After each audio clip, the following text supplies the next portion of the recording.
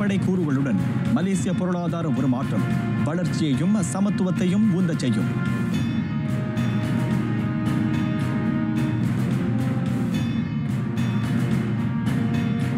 வர்த்தக அடிப்படையிலான முடிவுகளில் அரசாங்கமோ அரசியல்வாதிகளோ தலையிட மாட்டார். பிரதமர் உறுதி.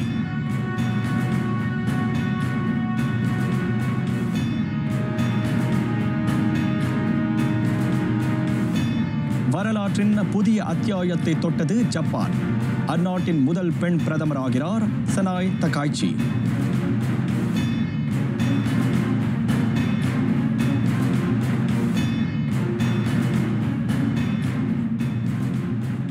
வணக்கம். சலாம் மலேசிய மடானி. ஆர்த்தியம் தமிழ் செய்திகள் உங்களுக்காக. உங்களுடன் நான் ஹரிஹரன் சண்முகநாதன். வலுவான நிர்வாகம், நிதி ஒழுங்குமுறை, கல்வி, மலேசிய பொருளாதார உருமாற்றத்தில் முக்கியத்துவம் தரப்படும் 3 அடிப்படை கூறுகள் வளர்ச்சியை உந்தச் செய்வதுடன் சமநிகரின்மையையும் அது குறைக்கும் என பிரதமர் டத்துஸ்ரீ அன்வார் இப்ராஹிம் கோடி காட்டினார். ஊழலும் அதிகார முறைகேடும் தொடர்ந்து கோலோச்சினால் மறுமலர்ச்சிக்கான முயற்சிகள் வெற்றி பெறா. எனவே ஊழலையும் முறைகேட்டையும் ஒழிப்பதில் மடானி அரசு தீவிரம் காட்டுகிறது. பிரதமராக பதவியேற்ற பின் முதல் ஆண்டில் அரசின் அடைவு நிலையை நினைவு கூர்ந்த டத்துஸ்ரீ அன்வார் வேரூன்றி கிடந்த நிதி சிக்கல்களை எதிர்கொண்டதை குறிப்பிட்டார். புறையோடி கிடந்த நிர்வாக முறைமை சீர்கேட்டை ஒழுங்குபடுத்தி நாடு சுமந்து கொண்டிருந்த பெருங்கடனை அடைப்பதில் கவனம் செலுத்தியதுடன் புதிய கொள்கைகளை முழுமையாக செயல்படுத்துவதில் கவனம் கொண்டதை அவர் சுட்டினார். பெருமுடலான் நேஷனல் நிறுவனத்தின் ஆய்வரங்கில் பிரதமர் முதன்மை உரையாற்றினார். இலக்கவியல் உருமாற்றத்தையும் செயற்கை நுண்ணறிவு பயன்பாட்டையும் நோக்கி மலேசியா முன்னேறி கொண்டிருந்தாலும் கல்வி, தொடர்புத்தன்மை ஆகியவற்றின் கட்டமைப்புகளில் நிலவும் சமநிகரின்மையை களையும் கடப்பாட்டை அரசு கொண்டிருப்பதாகவும் டத்துஸ்ரீ அன்வார் கூறினார். தொடர்ந்து பேசிய பிரதமர் உண்மையான உருமாற்ற திட்டத்தை மலேசியா செயல்படுத்த வேண்டும் என வலியுறுத்தினார். முன்னேற்றத்தை எட்டவும் நியாயமான நிலையான சமூகத்தை உருவாக்கவும் அது அவசியம். காலம் கடந்த முறைமை செயல்பாடுகளை நாடு தொடர்ந்து சார்ந்திருக்கலாகாது. சிந்தனை மாற்றமும் சிறந்த நிர்வாகத்துக்கான கடப்பாடும் அந்த மாற்றத்துக்கான பொருள் பொதிந்த தொடக்கமாக அமைய வேண்டும். பழமைவாத போக்கு தொடர்ந்தால் மக்களும் நாடும் முன்னேற்றத்தை எட்டுவது கடினம் என்றும் பிரதமர் சுட்டினார். ஒரு மாற்றம் என்பது ஸ்லோகங்களையும் வெறுமனே கொள்கைகளை வகுப்பதிலும் இல்லை, செயல்பாடுகளும் அவற்றால் ஏற்படும் பயன்களுமே உண்மையான மறுமலர்ச்சி என டத்துஸ்ரீ அன்வார் விவரித்தார். வர்த்தக அடிப்படையிலான முடிவுகளை எடுப்பதில் அரசு தலையிடாது. சந்தை உயர்நெறியை பேண அரசு அந்த நிலைப்பாட்டை கொண்டிருப்பதாக பிரதமர் விவரித்தார். தனியார் நிறுவன சூழல் மற்றும் மலேசிய பொருளாதாரத்தில் வெளிப்படைத்தன்மையையும் நிபுணத்துவத்தையும் தொடரும் கடப்பாட்டை மடானி அரசு கொண்டிருக்கிறது. வர்த்தக அடிப்படையிலான முடிவுகளை எட்ட தகுதி, விவேகம், சந்தை சூழல் ஆகியவை உந்துதலாக அமைகின்றன. மாறாக அரசியல் தலையீட்டினால் அன்று என பிரதமர் தெளிவுபடுத்தினார். வர்த்தக அடிப்படையிலான முடிவுகளை எட்டுவதில் தாமோ அமைச்சரவை உறுப்பினர்களோ தலையிடுவதில்லை என்றும் டத்துஸ்ரீ அன்வார் உறுதியளித்தார். பள்ளி பாதுகாப்பு முறையில் காணப்படும் குறைபாடுகள் விரைந்து சீர் செய்யப்படும். மாணாக்கர், ஆசிரியர் உட்பட கல்வி பணியாளர் அனைவரின் பாதுகாப்பையும் முன்னிறுத்தி கல்வி அமைச்சர் பல்லினா சிடிக் அந்த உறுதிப்பாட்டை முன்வைத்தார். ஃபேஸ்புக் பதிவில் அமைச்சர் இதனை குறிப்பிட்டுள்ளார். நாட்டில் உள்ள கல்விக் கழகங்கள் சிலவற்றில் நிகழ்ந்த நேர்வுகள் கல்வி அமைச்சுக்கு முக்கிய எச்சரிக்கையை விடுத்திருக்கின்றன. குறிப்பாக பள்ளி சூழல் பாதுகாப்பானதாக இருப்பதை உறுதி செய்யும் எல்லா அணுகுமுறைகளையும் ஒருங்கிணைக்க வேண்டிய அவசியத்தை அவை எடுத்துணர்த்தியுள்ளன. அவ்வகையில் அமைச்சரவை முடிவுக்கு ஏற்ப பள்ளிகளில் பாதுகாப்பு கூறுகளையும் மாணாக்கரின் கட்டொழுங்கையும் முறைப்படுத்துவது குறித்து கல்வி அமைச்சு அதன் குழுக்களுடன் கலந்தாலோசனை நடத்தியதாக அவர் கூறினார். அதேவேளை நெருக்கடி எதிர்வினையை செயல்படுத்தி கொண்டிருக்கும் சமூக உளவியல் சார் குழுவுடனும் அவர் சந்திப்பு நடத்தியுள்ளார். பாதிக்கப்பட்ட பள்ளிகளை சேர்ந்தோருக்கு உளவியல் ஆலோசனை உதவி வழங்க அது மேற்கொள்ளப்பட்டுள்ளது. பள்ளி பாதுகாப்பு தொடர்பிலான கூடுதல் நடவடிக்கைகள் குறித்து விரைவில் அறிவிக்கப்படும் என்றும் பல்லினா அந்த பதிவில் கோடி காட்டினார்.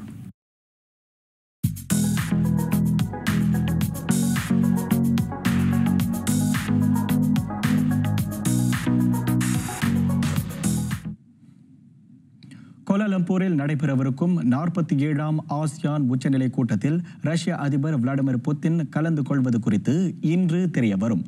அவரது வருகை பற்றி மாஸ்கோ அறிவிக்கும் என்ற எதிர்பார்ப்பை பிரதமர் டத்துஸ்ரீ அன்வார் இப்ராஹிம் முன்வைத்தார். அண்மையில் சீனா பெய்ஜிங் சென்றிருந்த போது 47ஆம் ஆசியான் உச்சநிலை கூட்டத்தில் கலந்து கொள்ள தாமே நேரடியாக புத்தினுக்கு அழைப்பு விடுத்ததாக பிரதமர் கூறினார். ஆசியான் உச்ச மாநாட்டில் பங்கேற்க புத்தினும் ஆர்வம் தெரிவித்ததாக அவர் குறிப்பிட்டார்.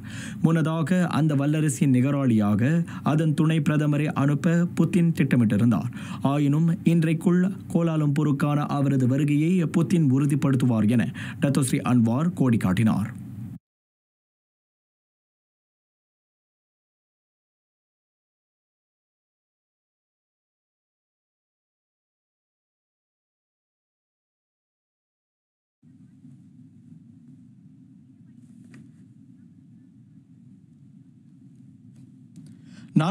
ஆம் ஆசியான் உச்சநிலை கூட்டம் குறித்து பேசிய டத்துஸ்ரீ அன்வார் அமெரிக்க அதிபர் டொனால்ட் ட்ரம்புடனான சந்திப்பு குறித்தும் விவரித்தார். மலேசிய அமெரிக்க இருவழி உறவு உலக முதன்மை விவகாரங்களுக்கு அந்த சந்திப்பில் முக்கியத்துவம் வழங்கப்படும் என அவர் கோடி காட்டினார். அதிபர் பதவியேற்ற பின் ட்ரம்புடன் இருமுறை தொலைபேசியில் உரையாடியதை நினைவுபடுத்திய பிரதமர் எதிர்முனையில் இருப்பவரின் உரையாடலை செவிமடுப்பதில் அவர் ஆர்வம் கொண்டார் என வர்ணித்தார். அத்துடன் மலேசியாவில் அமெரிக்காவின் முதலீடுகளை விரிவுபடுத்துவதிலும் ட்ரம்ப் ஆர்வம் கொண்டிருப்பதாக அவர் குறிப்பிட்டார். மலேசியாவுக்கும் இந்த உலகுக்கும் நன்மை பயக்கும் விவகாரங்களும் கருத்துகளும் ட்ரம்பிடம் முன்வைக்கப்படும் என டத்துஸ்ரீ அன்வார் கோடி காட்டினார்.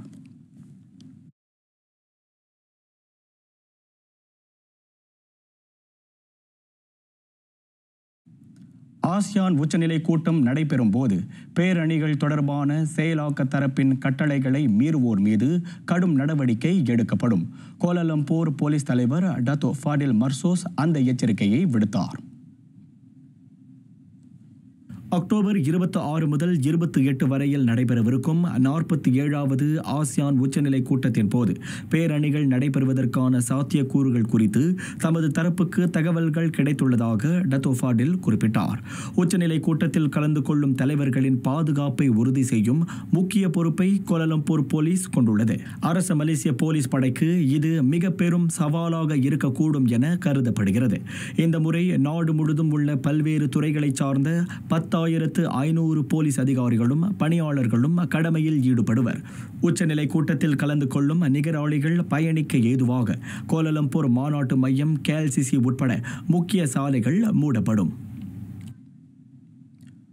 47வது ஆசியான் உச்சநிலை கூட்டம் இம்மாதம் 26 முதல் 28ஆம் தேதி வரையில் நடைபெறவுள்ளது. அதனை ஒட்டி தனியார் அரசு உயர்கல்விக் கழகங்கள் இல்லிருப்பு கற்றல் கற்பித்தலை மேற்கொள்ள உயர்கல்வி அமைச்சு அனுமதி அளித்துள்ளது. கோலாலம்பூர், ஸ்லாங்கூர், புத்ராஜயா ஆகியவற்றை தொடர்பு படுத்தும் சாலைகளும் நெடுஞ்சாலைகளும் கட்டம் கட்டமாக மூடப்படும். அதனால் ஏற்படும் போக்குவரத்து நெரிசலால் உயர்கல்விக் கழக மாணாக்கரும் பணியாளர்களும் பாதிக்கப்படாமல் இருக்க இந்த முடிவு எட்டப்பட்டதாக அமைச்சு தெரிவித்தது. தனியார் பொது பல்கலைக்கழக ஊழியர்களின் நலனை கருத்தில் கொண்டு மடானி கோட்பாட்டிற்கு ஏற்ப இல்லிருப்பு கற்றல் கற்பித்தல் முறைமைக்கு அனுமதி வழங்கப்பட்டுள்ளது. தொடர்புடையோர் சாலைகள் மூடப்படும் இடங்களையும் நாள்களையும் சரிபார்த்து கொள்ளுமாறு உயர்கல்விக் கழகங்களுக்கு அறிவுறுத்தப்பட்டுள்ளது. சாலை மூடப்படுவதால் பாதிப்பை எதிர்நோக்கும் மாணாக்கரும் பணியாளர்களும் தங்களின் பல்கலைக்கழகங்களை தொடர்பு கொள்ளுமாறு கேட்டுக் கொள்ளப்படுகின்றனர். தீபத் திருநாளை கொண்டாடி கொண்டிருக்கும் இந்தியர்களின் சுமையை சற்று கணிசமாக குறைத்துள்ளது பரிவுமிக்க மடானி அரசு. நவம்பரில் வழங்க திட்டமிடப்பட்ட SDR உதவி நிதியை தீபாவளியை முன்னிட்டு முன்கூட்டியே அக்டோபர் 18ஆம் தேதி வழங்கியது. மடானி அரசின் உன்னத நோக்கத்தை அது புலப்படுத்துகிறது. இந்த தீப திருநாளின் ஒளி மக்களின் முகத்திலும் ஒளிர வேண்டும் என்ற உன்னத நோக்கில் மடானி அரசு முன்கூட்டியே வழங்கப்பட்ட SDR உதவி நிதி வகை செய்தது. அவ்வகையில் அந்த உதவி நிதி பலகாரங்கள், உடைகள் என பல்வகை உபகரணங்கள் வாங்க மிகவும் உதவியாக இருந்ததாக பினாங்கு வாழ் SV மணிமாறன் குறிப்பிட்டார். இதுபோன்ற பண்டிகை காலங்களில் வழங்கப்படும் உதவி நிதி வறியோரின் சுமையை குறைத்து அவர்களது சோகம் தணிவித்து அவர்களை குதூகலத்தில் ஆழ்த்த வழிகோலும். இவ்வாண்டு தீபத் திருநாள் ஒரு பொருள் பொதிந்த நாளாக அமைய வேண்டும் என்ற நோக்கில் மடானி அரசு தீபாவளியை முன்னிட்டு முன்கூட்டியே வழங்கப்பட்ட இந்த உதவி நிதி இந்தியர்களுக்கு மட்டுமின்றி ஒட்டுமொத்த மலேசியர்களுக்கும் பயனளித்தது குறித்து அவர் உவகை தெரிவித்தார்.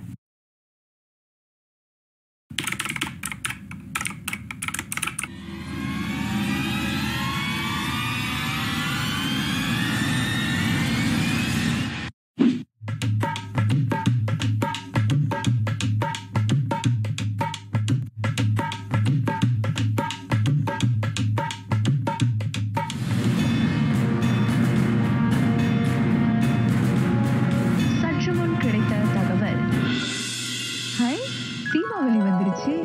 அங்க என்ன நிலவரம்? நன்றி ரேணுகா, நான் முருகுக்கு நன்றி சொன்னேன். தீப திருநாளை முன்னிட்டு செய்தி அறையில் பரபரப்பு. என்னமோ மறந்துட்டேன், ஒரு முறை பார்த்துட்டுமா?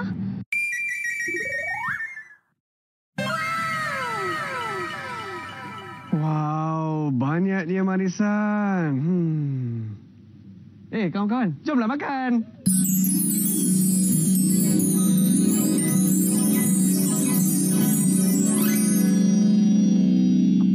எல்லாரும் இங்க என்ன பண்றீங்க? சீக்கிரம் வாங்க.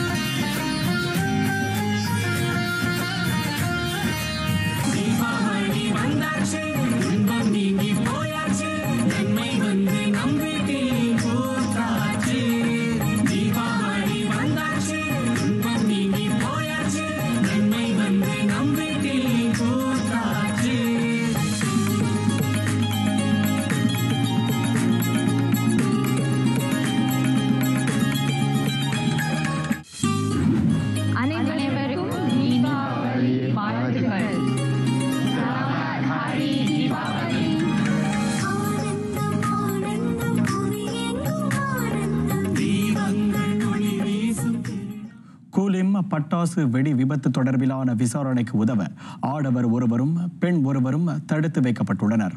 இன்று தொடங்கி 27ஆம் தேதி வரை 7 நாட்களுக்கு அவர்களை தடுத்து வைக்க கூலிம் மேஜிஸ்ட்ரேட் நூர் ஹமீசா மட்ஷா அனுமதி அளித்தார். 34 வயது ஆடவரும் 23 வயது பெண்ணும் கைது செய்யப்பட்டதை கூலிம் மாவட்ட போலீஸ் தலைவர் சூப்பரிண்டென்டன்ட் ஜுல்கிஃப்லி அசிசான் உறுதிப்படுத்தினார். மது போதையில் இருந்த அந்த ஆடவர் அருகில் உள்ள கடையில் 200 ரிங்கிட்டுக்கு பட்டாசு வாங்கி சாலை ஓரத்தில் இருந்த கலனுக்குள் போட்டதும் பின்னர் தொடர்புடைய பெண் அதனை பற்ற வைத்ததை அடுத்து வெடிப்பு ஏற்பட்டதும் தொடக்க விசாரணையில் தெரிய வந்ததாக சூப்பரிண்டென்டன்ட் ஜுல்கிஃப்லி கூறினார். வங்காளதேச தொழிலாளர் உட்பட பல இனத்தாரும் அங்கு இருந்தனர். வெடிப்பு ஏற்பட்டதில் 22 பேர் காயமுற்றனர். அவர்களுள் ஒருவருக்கு நெற்றியில் மண்டை ஓடு பிளந்ததாக சூப்பரிண்டென்டன்ட் ஜுல்கிஃப்லி குறிப்பிட்டார். துயரத்தில் முடிந்த தீபத் திருநாள், மரண பீதியை எழுப்பிய பட்டாசு சிதறல்கள். கடா கூலிம் பாய பசாரில் நேற்று நள்ளிரவு பட்டாசு வெடித்து சிதறியதில் காயங்களுக்கு இலக்கான 74 வயது பசுபதி ரத்னம் பாதிக்கப்பட்ட நபர் ஒருவர் தனது 5 கை விரல்களையும் இழந்து துடித்ததை நேரில் கண்டதாக வேதனை தெரிவித்தார். தீபாவளி கொண்டாட்டத்தின் போது வான வேடிக்கை வெடித்து சிதறியதில் 22 பேர் காயங்களுக்கு இலக்காகினர். அதில் 5 கை விரல்களை இழந்த அந்நபர் விரைவில் அறுவை சிகிச்சை மேற்கொள்ளவிருக்கிறார். அந்த விபத்து குறித்து உள்துறை அமைச்சர் டத்துஸ்ரீ சைஃபுடின் நசித்யோன் இஸ்மாயில் அறிந்திருப்பதாகவும் மேல் விசாரணை நடத்தப்படுவதாகவும் அவரது சிறப்பு அதிகாரி சைஃபுல் அம்பார் அப்துல்லா அம்பார் கூறினார். அது பற்றி அமைச்சர் விரைவில் அதிகாரப்பூர்வ அறிக்கை வெளியிடுவார். பட்டாசு வெடித்து சிதறியது வெறும் விபத்தா, மறைமுக காரணம் ஏதும் உள்ளதா என்பது பற்றி விசாரணை துல்லியமாக ஆராயும். கூலிம் மருத்துவமனையில் கடும் காயங்களுக்கு இலக்கான 5 சந்தித்து உதவி பொருட்களை வழங்கிய பின்னர் சைஃபுல் அம்பார் அப்துல்லா அம்பார் செய்தியாளர்களிடம் பேசினார்.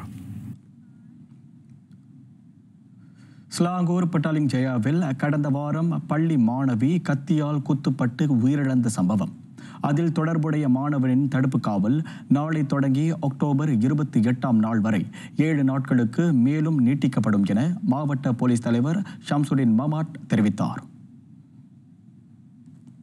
14 வயதான தொடர்புடைய மாணவனின் தடுப்பு காவல் இன்று முடிவதைத் தொடர்ந்து பட்டாலிங் ஜயா மேஜிஸ்ட்ரேட் நீதிமன்றம் அந்த உத்தரவை பிறப்பித்ததாக ஷம்சுடின் மமாட் கூறினார். அதோடு அந்த வழக்கு தொடர்பான விசாரணை அறிக்கை குறித்து அரசு தரப்பு துணை வழக்கறிஞரிடம் ஆலோசனை பெறப்படும். இதுவரை 148 பேரின் வாக்குமூலங்களை போலீஸ் பெற்றுள்ளது.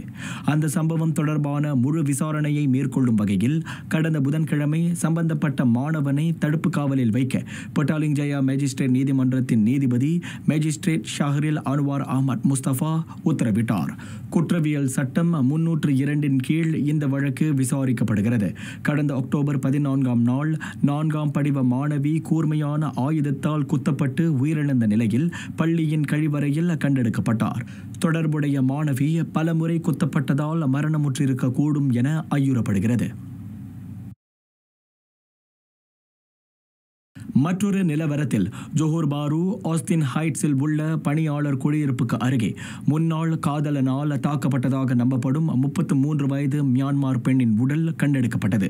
அவரது உடலில் கத்தியால் குத்தப்பட்ட காயங்கள் இருந்தது தொடக்க புலனாய்வில் தெரிய வந்துள்ளது. நிகழ்விடத்தில் இரத்த வெள்ளத்தில் இறந்து கிடந்த ஐயத்துக்குரிய ஆடவர் காதலியை கொலை செய்த பின்னர் தன்னை தானே வெட்டி கொண்டதாகவும் நம்பப்படுகிறது. சம்பவத்தை நேரில் கண்ட அயல்நாட்டு பெண்ணும் உள்ளூர் ஆடவரும் தாக்குதலை தடுக்க முயன்ற போது காயமுற்றனர். தற்போது அவர்கள் ஜோஹர் பாரு சுல்தானா இஸ்மாயில் மருத்துவமனையில் சிகிச்சை பெற்று வருகின்றனர். நிகழ்விடத்திலிருந்து 24 சென்டிமீட்டர் நீளம் கொண்ட கத்தி கண்டெடுக்கப்பட்டதாக தென் ஜோஹர் பாரு மாவட்ட போலீஸ் தலைவர் ஏசிபி ரவ் ஸ்லாமாட் கூறினார்.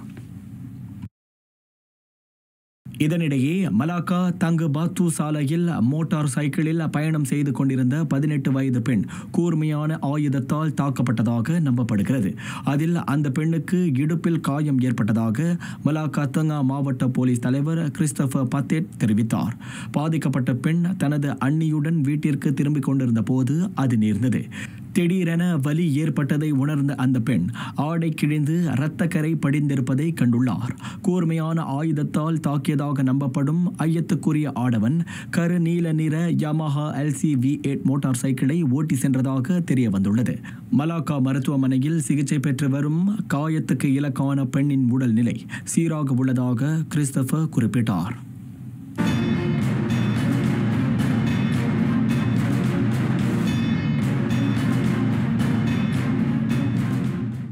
முதல் பெண் பிரதமரை காண்கிறது ஜப்பான்.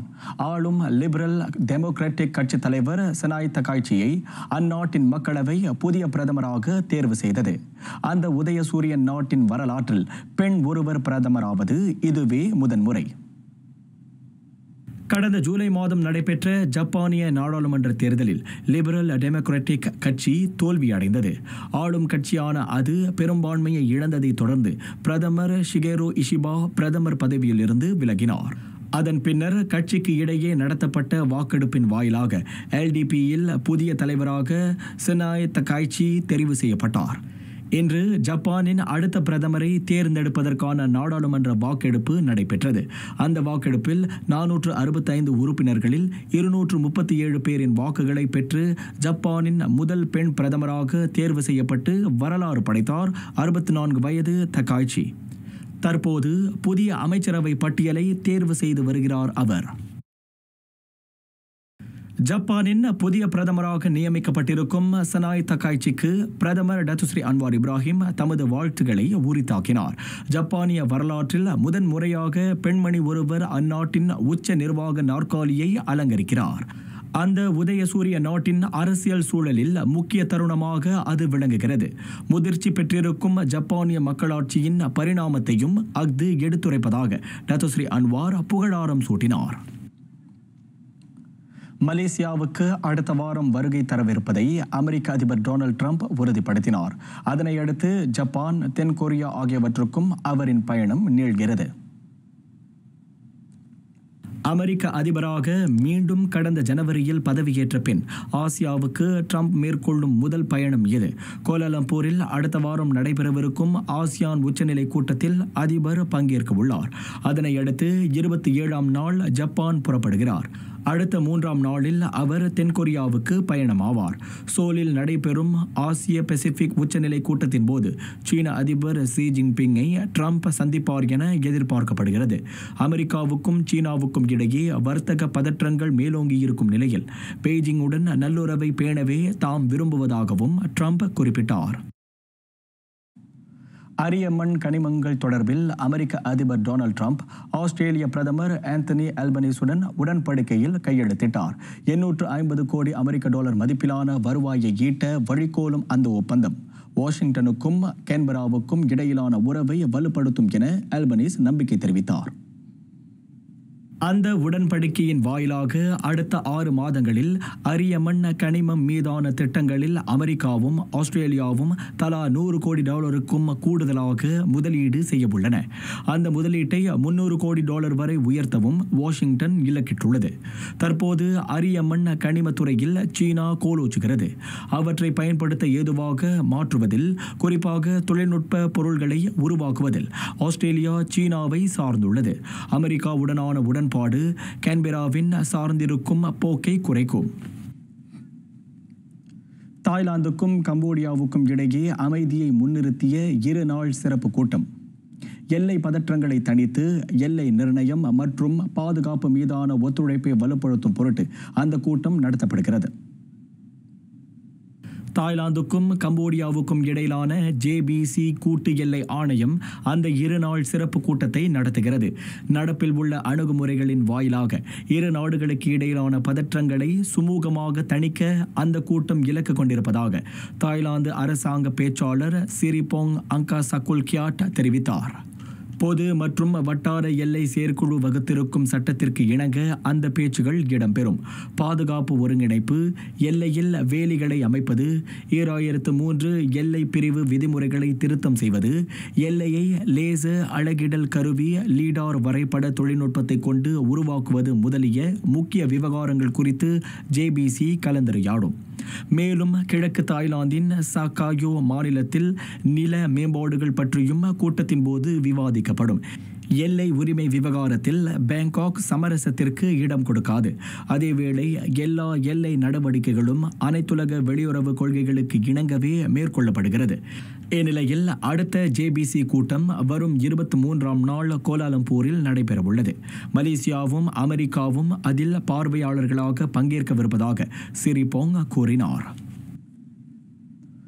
ராஃபா எல்லை கடப்பு திறப்பை இஸ்ரேல் வழக்கம் போல தாமதமாக்கி வருகிறது.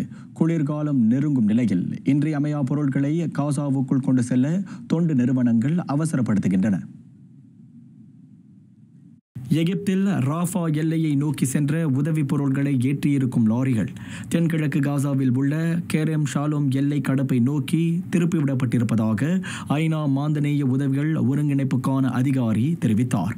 இஸ்ரேலின் சோதனைக்கு பின்னரே காசாவுக்குள் அந்த லாரிகளை நுழைய அனுமதிக்கும் வகையில் இந்த மாற்றம் மேற்கொள்ளப்பட்டிருக்கிறது. எகிப்து கிசாவில் உள்ள கிடங்கில் இன்றியமையா பொருள்களுடன் அவசர தேவைகளுக்கான பொருள்களும் சேமித்து வைக்கப்பட்டிருக்கின்றன. அரிசி, மாவு, கலனில் அடைக்கப்பட்ட உணவுகளும் அவற்றுள் அடங்கும். காசாவில் பட்டினியால் வாடும் மக்களுக்கு இந்த அடிப்படை உணவுப் பொருட்களை விரைந்து கொண்டு சேர்க்கும் பணிகள் தீவிரப்படுத்தப்பட்டிருக்கின்றன. இஸ்ரேலுக்கும் ஹமாஸுக்கும் இடையே போர் நிறுத்த உடன்பாடு எட்டப்பட்ட உடனேயே மாந்தநேய உதவிகளை கொண்டு சேர்க்கும் பணிகளை தொண்டு நிறுவனங்கள் துரிதமாக்கின. குளிர்காலம் நெருங்கும் நிலையில் காசாவில் மழை பொழிவும் அதிகரிக்கும் என்பதால் மேலும் கடுமையான மாந்தநேய நெருக்கடி அங்கு நிலவும் என ஐநா அச்சம் தெரிவித்துள்ளது. நவீன உருப்பெற்றது கம்போடிய விமான நிலையம்.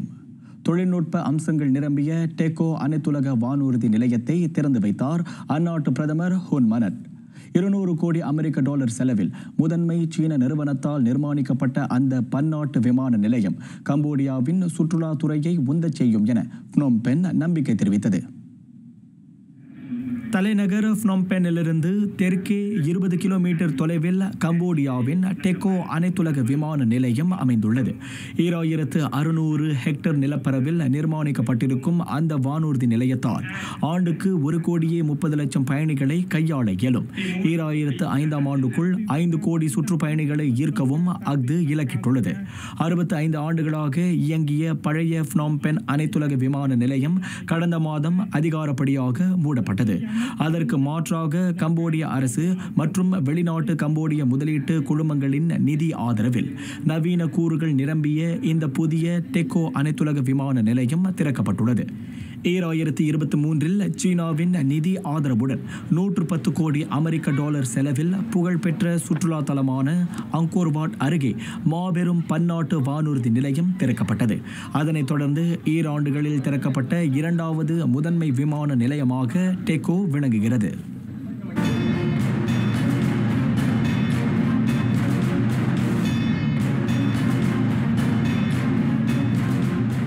தேசிய ஸ்குவாஷ் தாரகை எஸ் சிவசங்கரிக்கு தீபாவளி பரிசாக அமைந்தது இந்த அறிவிப்பு. உலகத்தர வரிசையில் 6ஆம் இடத்துக்கு முன்னேறி சாதனை படைத்துள்ளார் அவர். கலிபோர்னியா ரெட்வுட் சிட்டியில் கடந்த வாரம் நடைபெற்ற சிலிகான் வெளி பொது போட்டியில் 2ஆம் இடத்தை பிடித்ததை தொடர்ந்து அவர் இந்த உயரத்தை எட்டியுள்ளார். தொழில்முறை ஸ்குவாஷ் சங்கம் PSA நேற்று அறிவித்த தர வரிசையில் அந்த 26 வயது விளையாட்டாளர் 2 படிகள் முன்னேறியுள்ளார். அந்த கடாரத்து மங்கை ஸ்குவாஷ் உலகில் இதுவரை எட்டியுள்ள மிக உயர்ந்த இடமாக இஃது உள்ளது. அந்த போட்டியின் இறுதி ஆட்டத்தில் எகிப்தின் கென்சி ஐமானை அவர் வீழ்த்தினார். மற்றொரு தேசிய வீராங்கனை ரேச்சல் அர்னால்ட் மகளிர் பிரிவில் ஒரு இடம் முன்னேறி தரவரிசையின் 19வது இடத்தை பிடித்துள்ளார். அதோடு ஆண்கள் பிரிவில் தேசிய ஸ்குவாஷ் வீரர் அங் என் யூ தரவரிசையில் தனது 12ஆம் இடத்தை தக்க வைத்துக் கொண்டார். ஆசிய எலிட் வெற்றியாளர் லீக் காற்பந்தாட்டம் சவுதி அரேபியா ஜெடாவில் உள்ள பண்டார் சுக்கான் ராஜா அப்துல்லா விளையாட்டரங்கில் நடைபெற்ற அந்த ஆட்டத்தில் அல் அஹ்லி 4-0 என அல் கராஃபாவை பந்தாடியது. ஆட்டத்தின் முற்பாதியிலேயே அல் அலி அணி 3 புள்ளிகளுடன் முன்னணி வகித்தது. 32ஆம் நிமிடத்தில் ஆட்டத்தின் முதன் கோலை என்சோ மிலோட் புகுத்தினார். அதனைத் தொடர்ந்து அவ்வணிக்கான மேலும் 2 கோல்களை பிராங்க் கெசியும் ரியாட் மாஹ்ரேஸும் தொடர்ந்து புகுத்தினர். ஆட்டத்தின் 76ஆம் நிமிடத்தில் சாலே அபு அல் ஷமாட் அல் அலிக்கான 4வது கோலை புகுத்தி வெற்றியை உறுதி செய்தார். இந்த வெற்றியானது அல் அலி அணி 7 புள்ளிகளுடன் தரவரிசையில் முதல் நிலையில் உள்ள நிலையில் சவுதி அரேபியாவின் மற்றொரு அணியான அல் ஹிலால் அணி 6 புள்ளிகளுடன் 3ஆம் நிலைக்கு முன்னேறியுள்ளது. இன்று நடைபெறவிருக்கும் ஆட்டத்தில் அது கத்தாரின் அல் சாட் அணியை சந்திக்கும். ஸ்வீடன் தேசிய அணியின் புதிய தலைமை பயிற்றுனராக செல்சி முன்னாள் நிர்வாகி கிரஹம் போட்டர் நியமிக்கப்பட்டுள்ளார். 2026 உலக கிண்ண தகுதி சுற்றில் அவ்வணி தொடர்ச்சியாக 3 தோல்விகளை தழுவியதைத் தொடர்ந்து இந்த முடிவு எடுக்கப்பட்டுள்ளது. கடந்த போட்டியில் ஸ்வீடன் தேசிய அணி 1 புள்ளியை மட்டுமே பெற்றதைத் தொடர்ந்து ஜான் டால் தாமசன் உடனான ஒப்பந்தத்தை ஸ்வீடன் காற்பந்து சம்மேளனம் SVFF கடந்த வாரம் அக்டோபர் 14ஆம் நாள் ரத்து செய்தது. 2026 உலக கிண்ணத்தில் ஸ்வீடன் அணி தகுதி பெறுவதை உறுதி செய்ய கிரஹம் போட்டர் கடப்பாடு கொண்டிருக்க வேண்டும் என SVFF தமது ஊடக அறிக்கையில் தெரிவித்தது. இறுதி ஆட்டத்தில் ஸ்வீடன் அணி வெற்றி பெற்றால் போட்டரின் இந்த நியமனத்துக்கான ஒப்பந்தம் நீட்டிக்கப்படும் என SVFF தெரிவித்தது. 2010ஆம் ஆண்டு முதல் 2018ஆம் ஆண்டு வரை ஆஸ்டர்சன் SK தேசிய அணி உயர் பிரிவுக்கு தகுதி பெற தூண்டுகோலாக விளங்கியவர் கிரஹம் போட்டர். புதிய ஆத்திசூடி சொல்வது தெரிந்து சொல், பேசுவது தெளிவாக பேச வேண்டும். பிறரிடம் நீ பேச விரும்பும் கருத்தினை தெளிவாக தெரிந்து கொண்டு குழப்பமில்லாமல் உறுதியுடன் பேசு என அறிவுறுத்துகிறார் மகாகவி சுப்பிரமணிய பாரதி. நிறைவடைகின்றன RTM தமிழ் செய்திகள். எங்களோடு இணைந்ததற்கு நன்றி.